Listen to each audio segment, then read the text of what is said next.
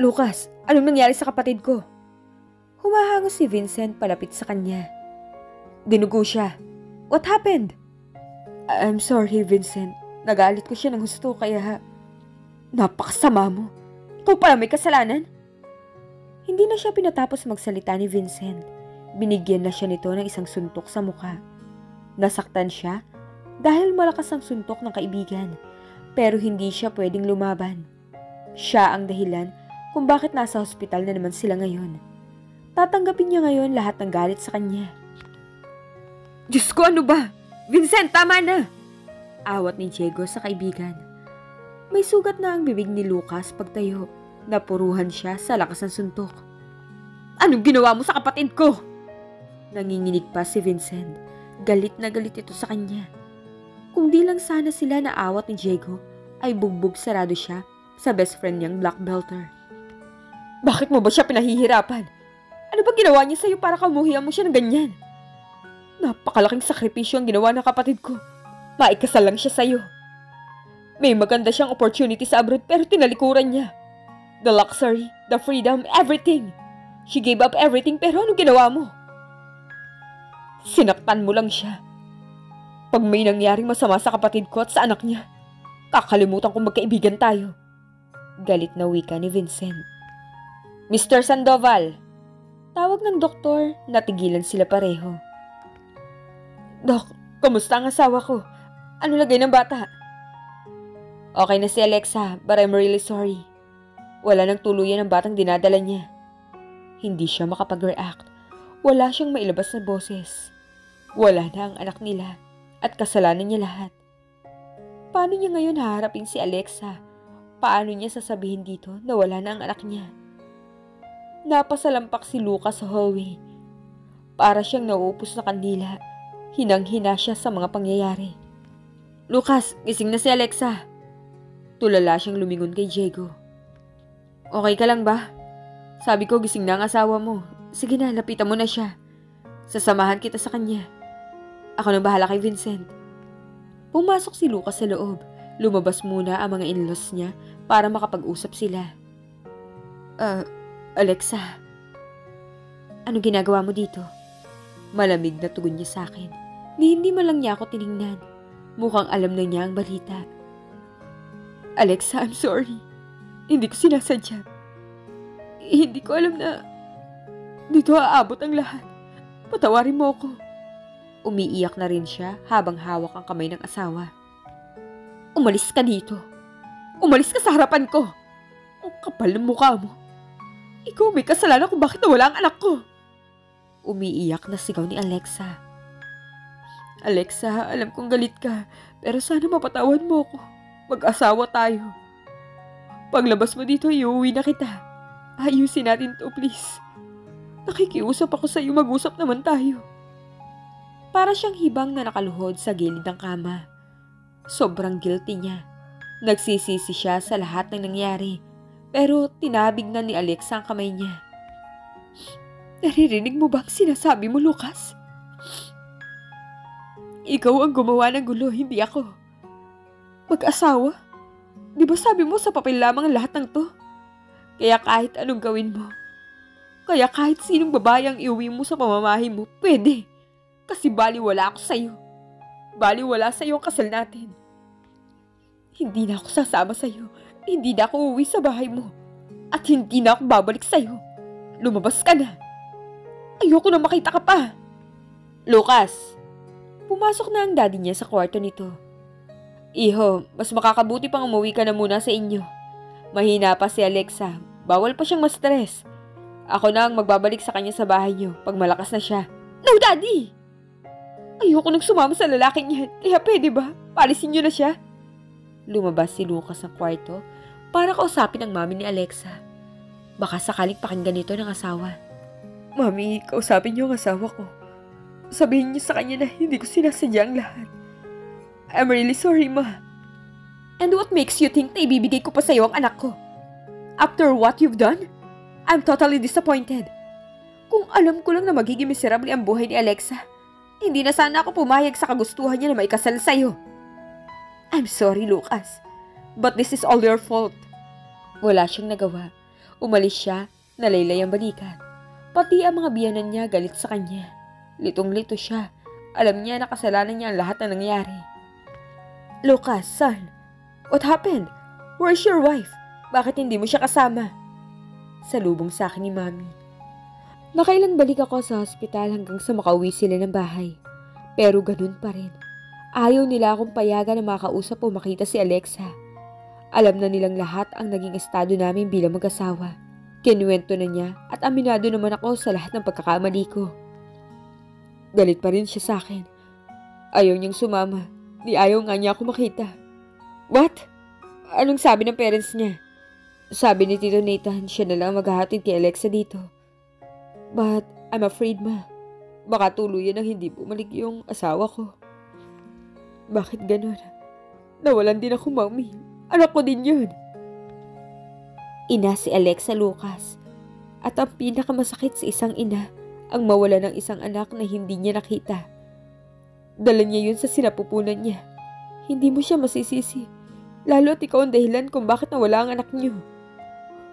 Alam ko naman ang kasalanan ko, Ma, pero hindi ko naman sinasadya.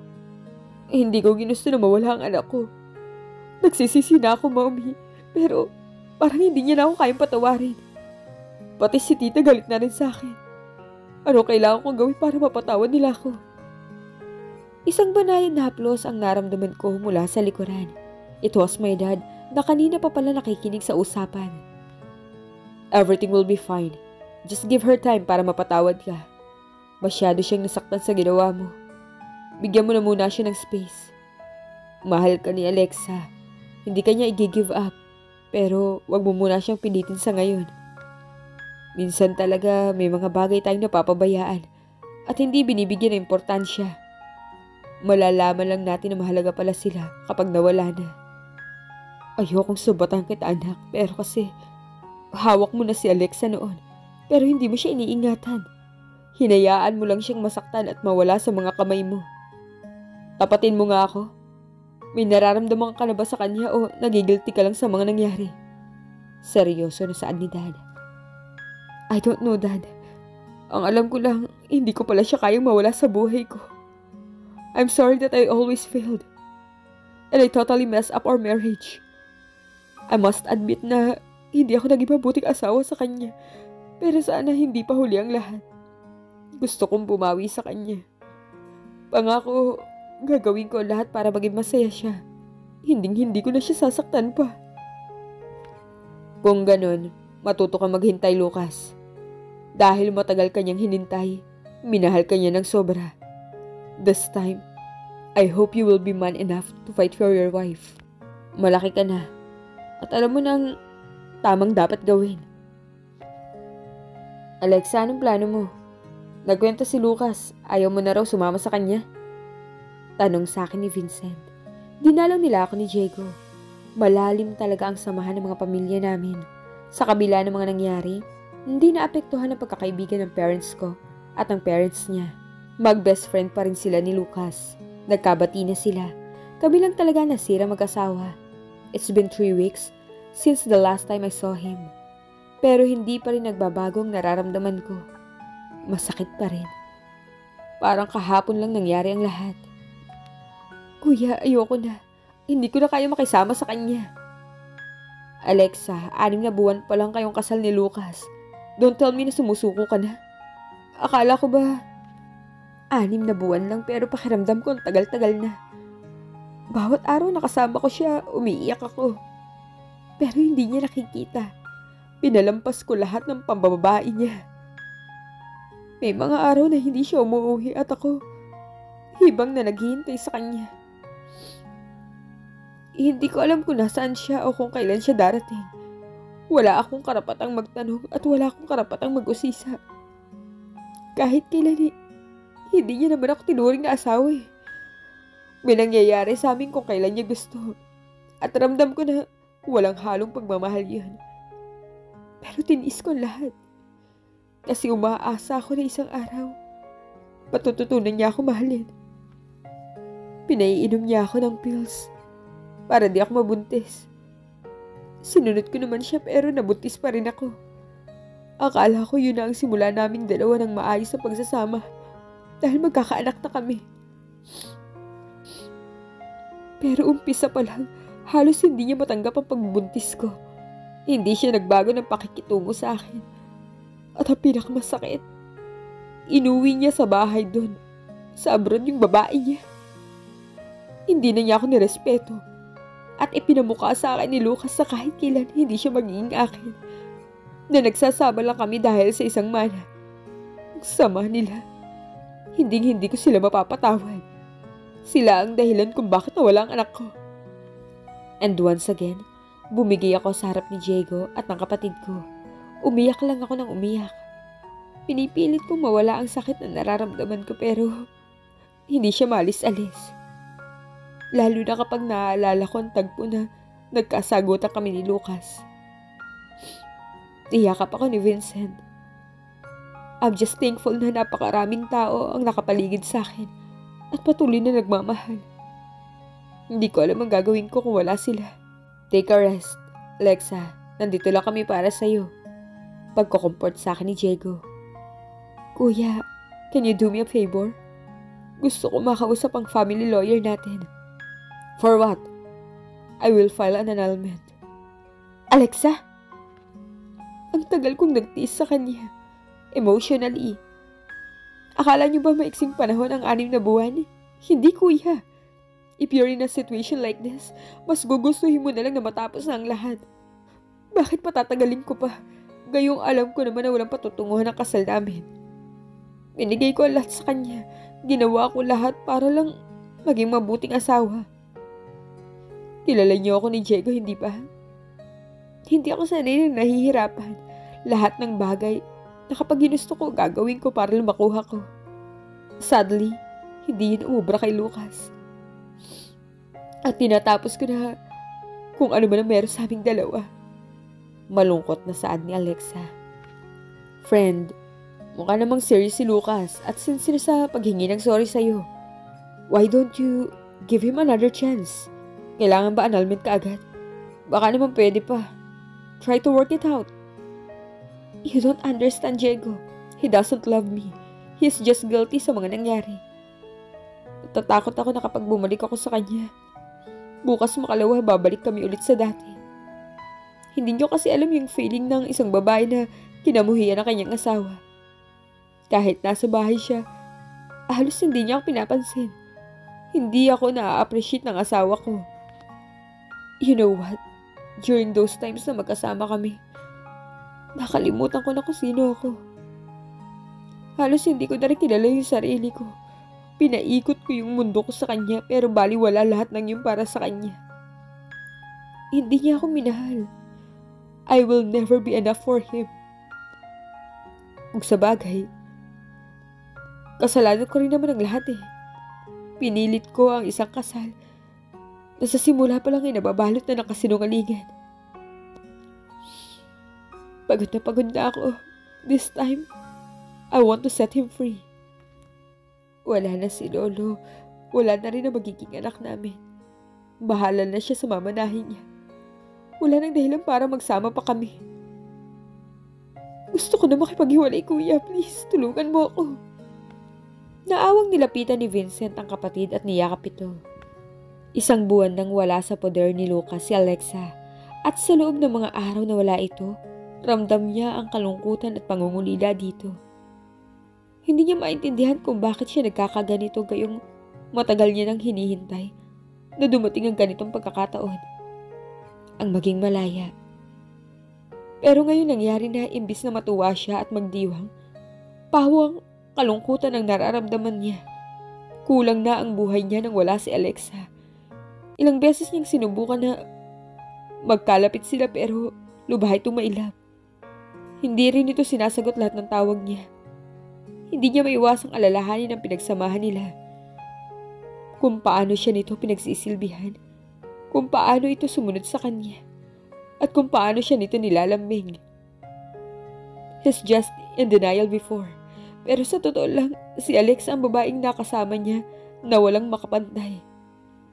Ibang-iba ito sa mga babaeng nakilala niya. Naging napakabuti nito sa kanya pero Hindi niya pinansin lahat ng bagay na ginagawa nito. Ni minsan hindi niya ito na-appreciate. Walang araw na hindi niya ito napaiyak. Ngayon niya lang na-realize sa sobrang hirap at sama ng loob ang idinulot niya dito.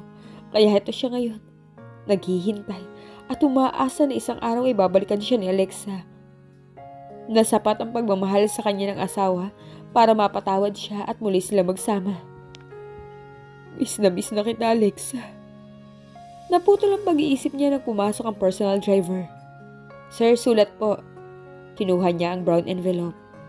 What's this? Dinala ng LBC kanina para sa iyo raw. Nagulat siya sa nabasa niya. Nagusot niya ang sulat. Notice of annulment. Mabilis niyang dinayal ang numero ni Alexa, ngunit hindi niya ito makontak. Mukhang nagpalit na ito ng number. He has no choice. Pupuntahan niya na lang ito sa bahay ng mga in-laws. Lucas? Salubong sa kanya ng daddy ng asawa. Dad, nasaan ang asawa ko? We need to talk. Iho, Alexa is not here. Nasa Korea, nagbabakasyon. What? Kailan pa? Bakit hindi niyo malang nasabi sa akin? Bakit wala nagsabi? I'm sorry, pero kabilin-bilin ng anak ko na huwag ipaalam kahit kanino, lalo na sa'yo. More than 1 month ko nang hindi nakikita ang asawa ko, tapos ngayon malalaman ko na nasa Korea siya? Dad, alam ko may problema kami, pero may karapatan ako malaman kung nasaan siya, dahil mag-asawa pa rin kami. Wait, Lucas. Nagbakasyon lang si Alexa. Babalik din yun. Will you please calm down? Paano ako hihinahon? Sabi niyo, bigyan ko lang siya ng time na makapag-isip. You even told me na pababalikin niyo siya sa akin pag fully recovered na siya. Sinunod ko naman ang gusto niya. Pero hindi pala siya nagpahinga. Hindi siya nag-isip. Kasi ang plano niya, hiwalayan na ako ng tuluyan at ipanal ang kasal namin. Seryoso na wika ni Lucas. Ano bang sinasabi mo? Look, Dad. I just received this today, and this is totally unfair. Bakit niyo siya hinayaang gawin yan? Gusto niyo na ba talaga maghiwalay kami ni Alexa? Annulment? Di makapaniwala ang biyanan niya. Son, hindi namin to alam. Believe me, kahit ang mami niya nagalit sa'yo, pero hindi namin gusto na maghiwalay kayo. Then prove it, Dad. Tell me where she is. Gusto kong bumawi sa kanya. Sa mga pagkukulang ko sa kanya, please, Dad. Just wait for her. Parating na yun next week. Hindi na ako makakapaghintay pa. Give me her exact location in Korea at susundan ko siya. Binigay ng biyanan ng address ni Alexa. Hindi na siya nag-aksaya ng panahon. Desidido na siyang sundan ng asawa sa Korea. Gagawin niya ang lahat, bumalik lamang ito sa kanya. Mapatawad pa kaya ni Alexa si Lucas? Abangan sa susunod na kabanata. Please like, share, subscribe for more updates. Maraming salamat po.